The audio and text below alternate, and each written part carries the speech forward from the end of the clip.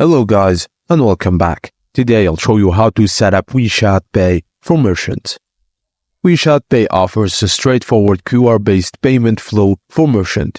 Here's a guide on how to set up and start accepting payments with WeChat Pay. Firstly, instruct the customer to go to the Scan QR code feature in their WeChat app. The customer scans your unique merchant QR code to initiate the payment. After scanning, the customer enters the transaction amount on their device, and then the customer inputs their payment password to confirm and authorize the transaction. Once the payment is successful, a confirmation is sent to both the merchant, you, and the customer, finalizing the transaction. With this simple QR code payment process, WeChat Pay makes it easy for merchants to facilitate secure transaction directly from the app. Now you're ready to accept payments seamlessly. Thank you for watching, and please don't forget to like and subscribe for more.